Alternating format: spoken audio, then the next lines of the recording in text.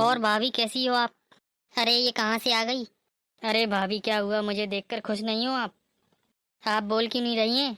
मुझसे क्या कोई गलती हुई है? मुझसे नाराज हो आप? मैं क्यों नाराज होंगी, आइए बैठिए।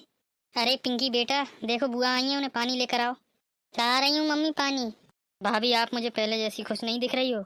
जब मैं पहले मायके आया करती थी आप कितना खुश होती थी।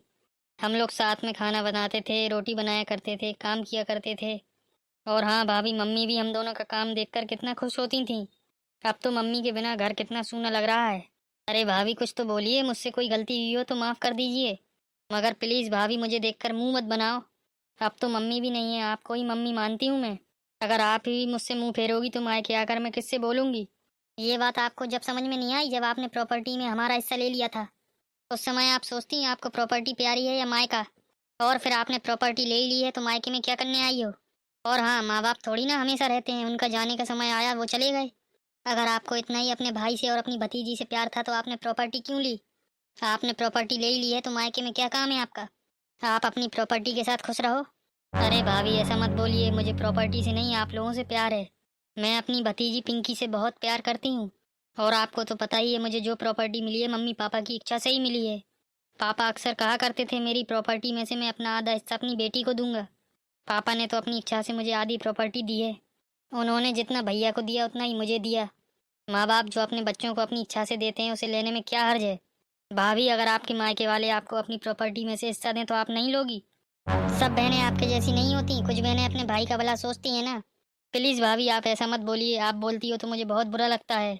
मैं आप लोगों से इतना प्यार करती हूँ ये मैं जानती हूँ या भगवान जानता होगा। मुझे ऐसी कोई प्रॉपर्टी नहीं चाहिए भाभी, आप कहो तो मैं वापस कर दूंगी। पर आप मुझसे ऐसा मुंह मत फेरो। लो भैया भी आ गए। नमस्ते भैया।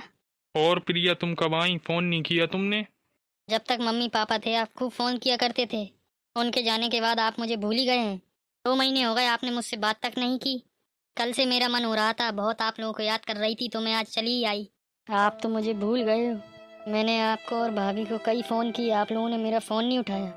कभी मेरा मन करता है पिंकी को देखने का, मैं वीडियो कॉल करती हूँ, भाभी मेरा फ़ोन नहीं उठाती। भाभी क्यों तुम्हारा फ़ोन उठाएंगी? और ये रोना धोना बंद करो। मुझे पता है आपके मन में पिंकी के लिए कोई प्यार नहीं है। ये तो सब आपका दिखावा है। अरे बस करो रूबी, इतना मत सुनाओ मेरी बहन को। मेरी बहन कुछ बोल नहीं रही, इसका मतलब कुछ भी सुनाती रहो। और हाँ, तुम्हारे पापा तुम्हें प्लॉट दे रहे थे और तुमने क्यों हाँ कर दिया? वो तो मैंने मना कर दिया, हमारे पास प्लॉट है, एक और लेके क्या करेंगे हम क्यों किसी का हिस्सा लें, इसीलिए तुम चुप रहो। जहाँ तक मेरी बहन की बात है, इसके पास तो कुछ है ही नहीं। जीजा जी प्राइवेट जॉब करते हैं, ये लोग किराए पर रहते हैं, इसीलिए पापा ने प्रॉपर्टी का आधा हिस्सा इसे दिया है। अरे मुझे माफ़ कर दो प्रिया, मुझे पता नहीं था, मुझे अपनी गलती का पछतावा हो गया। प्रॉपर्टी के चक्कर में मैंने तुम्हें अपना दुश्मन मान लिया। जिस ननद के साथ मैं दिन भर रहा करती थी उसका मैंने फ़ोन उठाना बंद कर दिया। आज से मैं और तुम सगी बहन की तरह रहेंगे। अब तो तुम मुस्कुरा दो। भाभी आप भी उदास मत रहो, आप भी मुस्कुरा दो। अरे अब तो ननद भाभी में मेल मिलाप हो गया, इसी बात पे कुछ मीठा हो जाए। मैं जाकर आइसक्रीम लेकर आता हूँ, ठीक है?